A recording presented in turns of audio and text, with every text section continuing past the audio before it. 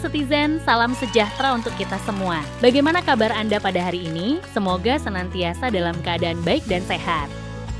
Belakangan ini beredar sebuah video yang menimbulkan beragam tanggapan di masyarakat. Publik kembali diguncang. Kejaksaan Agung melelang kapal tank MT Arman 114 senilai lebih dari 1,17 triliun rupiah. Tapi bukan apresiasi yang muncul, melainkan banyak sekali pertanyaan.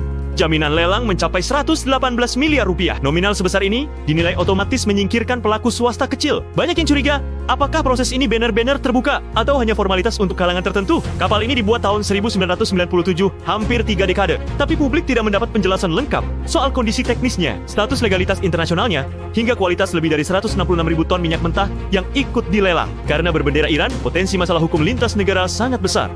Pengamat maritim mempertanyakan, apakah Kejagung sudah menyiapkan mitigasi hukumnya? Atau ini justru bisa memicu sengketa baru? Banyak pihak menilai ini mengulang pola lama, minim sosialisasi, kurang transparan, dan proses besar yang rawan dimainkan. Dengan nilai triliunan, publik khawatir lelang ini hanya formalitas yang sudah ada pemenangnya. Kritik terhadap kejaksaan kembali menguat. Kompas bahkan menyebut Kejagung heboh di depan, melempem di belakang, dan kasus MT Arman 114 ini jadi salah satu contohnya. Publik menuntut reformasi nyata, bukan sekadar slogan karena pengelolaan aset negara triliunan tidak boleh dibiarkan tanpa pengawasan. Kami mengimbau masyarakat untuk tidak langsung menyimpulkan isi video tanpa memahami konteks sebenarnya. Informasi yang tidak lengkap dapat menimbulkan kesalahpahaman dan berpotensi mengganggu ketertiban publik. Yuk, kita bahas sedikit hal penting yang sering bikin penasaran. Bagaimana sih proses penyelesaian barang rampasan negara itu sebenarnya? Banyak yang belum tahu alurnya, padahal ini bagian dari transparansi dan tata kelola aset negara. Jadi tonton video ini sampai akhir ya, biar kalian dapat gambaran utuh tentang bagaimana barang rampasan diolah, dinilai, sampai akhirnya dimanfaatkan untuk kepentingan negara dan masyarakat.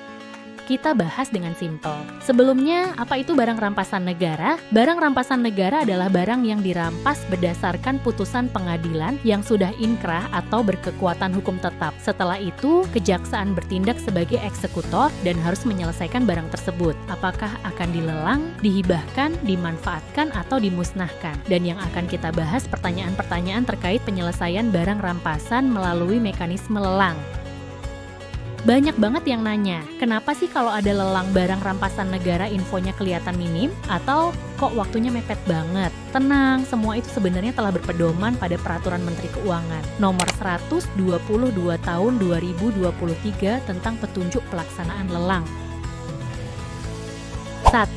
Kenapa informasi barang kadang tenggak lengkap banget berdasarkan pasal 60 1 Peraturan Menteri Keuangan Nomor 122 Tahun 2023 tentang petunjuk pelaksanaan lelang. Pengumuman lelang wajib memuat informasi pokok antara lain identitas penjual, uraian barang, waktu pelaksanaan lelang, nilai limit apabila digunakan. Adapun informasi teknis yang lebih rinci seperti foto, kondisi barang atau dokumen pendukung ditayangkan melalui aplikasi lelang resmi negara, bukan pada pengumuman ringkas. Hal ini merupakan ketentuan normatif dan bukan bentuk pengurangan transparansi.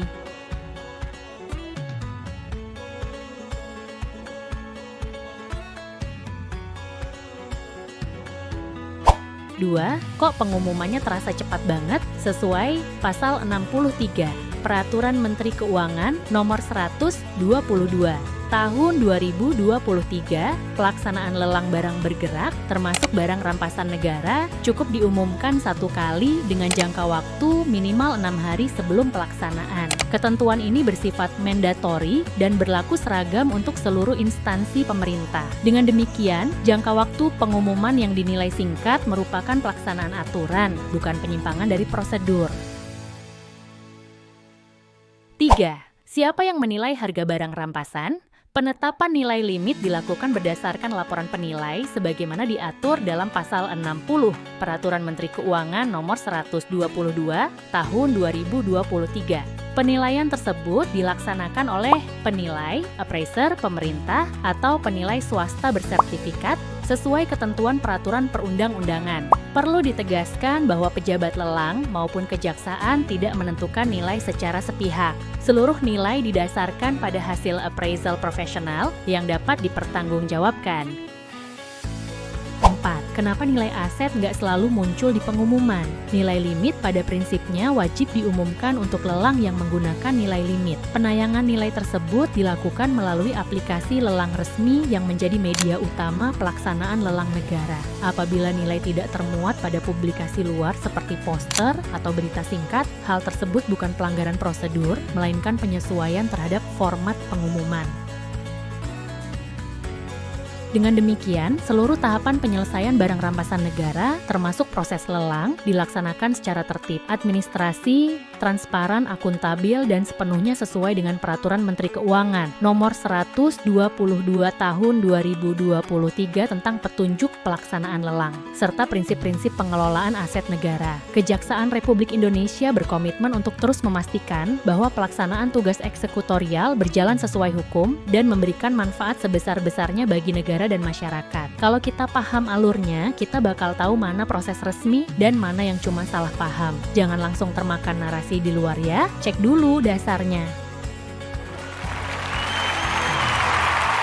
Saya pemenang lelang barang perampasan pada Kejaksaan Negeri Kota Probolinggo. Saya mengucapkan terima kasih. Pelayanan pengambilan objek lelang berupa 1 unit motor Vario di Mall Pelayanan Publik Kota Probolinggo sangat mudah dan cepat. Terima kasih.